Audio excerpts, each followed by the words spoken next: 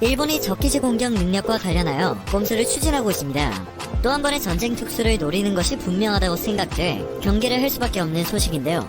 현재 일본 정부가 추진하고 있는 내용과 이 꼼수가 한국에 미칠 수 있는 영향에 대해 알아보도록 하겠습니다. 아베 전 총리는 미국에게 적기지 공격 능력을 허용해달라는 요청을 꾸준하게 해왔습니다. 적기지 공격 능력은 미리 공격받을 것이라고 생각되는 기지를 선제 타격할 수 있는 능력입니다. 북한 미사일이라고 예를 들면 북한이 미사일을 쏘기 전에 미사일 기지에 선제적으로 타격을 할 수 있겠습니다. 즉 전쟁 능력과 유사한 능력을 가지게 되는 것인데요. 아베 전 총리는 퇴임을 앞두고도 9월에 있었던 담화를 통해 적기지 공격 능력 보유와 관련해 올해 연말까지 방안을 제시할 것을 촉구했습니다. 연내 결론을 원했지만 코로나 사태로 인해 논의는 활발히 이루어지지 못했는데요. 스가 정권은 이 부분에 있어 내년 바이든 행정부 출범 이후 미일 간의 조율이 필요하다고 판단을 하게 됩니다. 때문에 적기지 공격 능력 보유에 대한 결론이 내년으로 보류되었던 것이죠.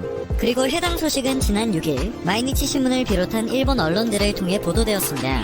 일본 정부와 자민당이 적기지 공격 능력 보유와 관련해 연내 결론을 내지 않기로 했다는 것이 핵심 내용이었습니다. 그런데 고작 4일이 지난 10일 NHK에서 말도 안 되는 보도가 전해졌습니다. 일본 정부가 적의 사정권 밖에서 공격을 할 수 있는 지대함 장사정 순항 미사일인 스탠드오프 미사일을 개발하기 위해 내년도 예산안에 335억엔을 반영할 방침이라는 소식이었습니다. 육상자위대가 활용하고 있는 12식 지대함 유도탄을 5년에 걸쳐 개량해 사정권을 1000km 정도로 늘리는 구상인데요.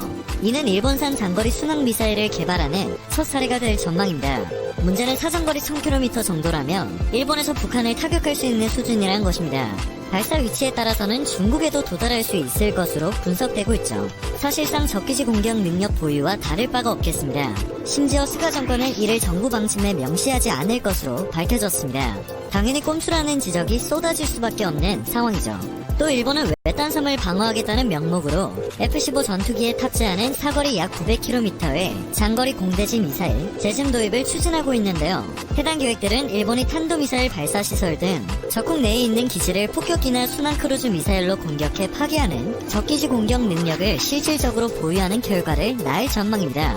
일본은 전수방위 국가입니다. 무력 공격을 받으면 비로소 방위력을 행사할 수 있는데 그 방위력 행사가 자유를 위한 최소한도로 제한됩니다.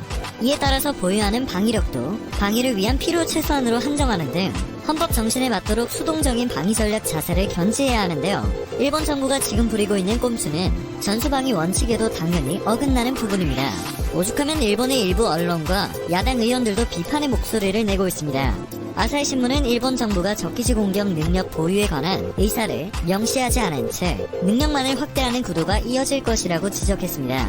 또 아즈미준 입헌민주당 국회 대책위원장은 사실상 적기지 공격이 가능하게 되면 전수방위에서 일탈한다라며 스가 정권의 스탠드오프 미사일 계획을 비판했습니다.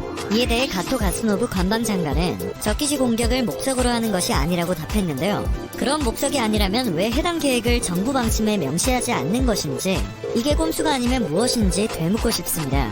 전문가들은 재반 상황을 고려했을 때 스가 내각이 적기지 공격 능력을 명시적으로 언급해 논란이 확산되는 것을 피하고자 이에 관한 결론을 유보하겠다는 입장을 밝힌 뒤 사실상 적기지 공격 능력을 보유하는 방안을 먼저 추진하려는 것으로 추정하고 있습니다. 북한을 먼저 타격해서 한반도의 전쟁이라는 영향을 일으킬 수 있기 때문에 한국은 적기지 공격 능력을 보유하려는 일본의 움직임을 제대로 경계해야 합니다. 다시 한반도가 전쟁터로 바뀌게 될 수 있으니 말이죠. 확실하지도 않은 정보로 북한이 미사일을 쏠 것이다, 말 것이다 떠벌리는 일본은 매번 아닌 말고식의 태도를 보였습니다.